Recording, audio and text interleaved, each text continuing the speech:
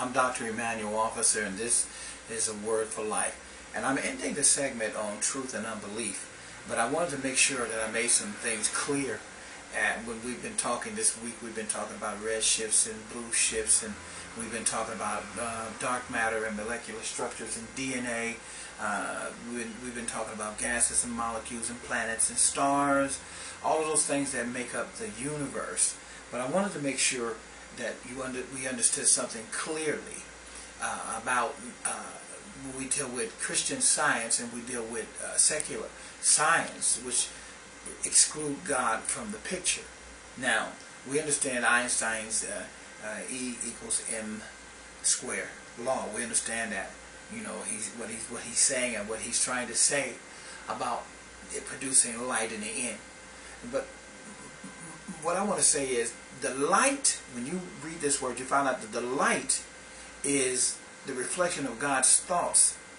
Instantly, that light is the knowledge of God giving insight to his own thoughts or to his creation. Faster than the 670 million miles an hour that Einstein came up with. No, rather, I think it was Michael Flaherty and his Joseph Clark, or Mr. Clark, that helped him in his findings.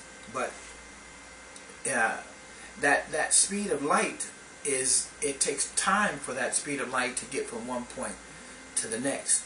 Even at the speed of light, it takes it in this universe from one point to the next. It would take time. As it illuminates, as it becomes day, the light starts revealing, it starts putting light out over as the sun rises. Light, the planet is changed, swirling. Light is coming to the planet, but it just doesn't bam, it's light. It just illuminates over a period of time.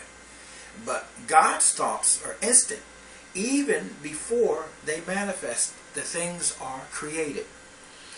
The light we see is through our natural eye, and it's inside of space and time. It can't escape its own existence. It's what it is. It's what God made it. He said it, and it's what it is.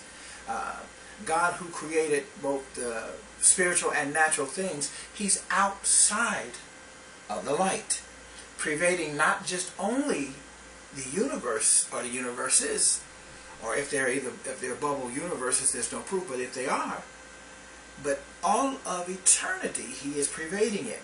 So he's so multifaceted to the fabric of life that he's in a place outside of time, and a place that's outside of his own thoughts, that's outside of the knowledge of anything that there is, because there's nothing that circumfuses him that's outside of who God is. His omnipotence, there's nothing outside of that. And he's pervading eternity. Now, the seed is in the mouth of God. The evolution is in the seed that sprouted forth creation when God said, let there be. So, hidden inside us are those secrets, those gifts, the talents, the abilities that God has given us. Our ideas and our brilliance are just on loan, given to us by God. And he gives us sneak peeks, and he gives us increments of them as he reveals things that he wants to this world. The whole universe is just the light of God reflecting back through his mind, his thoughts. Just like we reflect on our thoughts, he reflects on his thoughts. But he's so multifaceted, he's outside of his thoughts with his omnipresent, because there is no knowledge outside of who he is. So all of the things in creation are made plain, as the book of Romans said, so that we can clearly see. Here in the book of Psalms, chapter 18, verse 118, verse 130, it says, the entrance of thy words giveth light, and it giveth understanding unto the simple.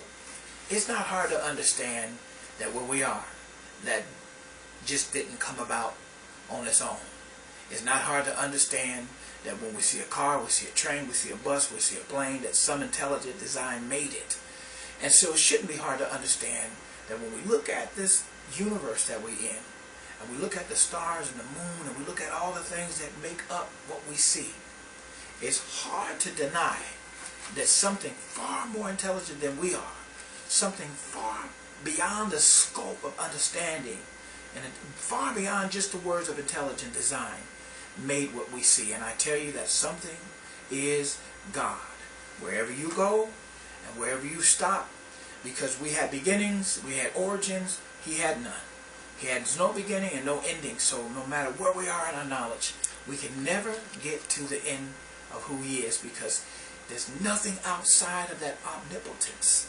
So we can only give our assessments and give our data from what we see inside of space and time. But he's outside of that time, pervading all of eternity, of things seen and unseen, and things that are not yet done. I'm Emmanuel Officer, and this has been A Word for Life.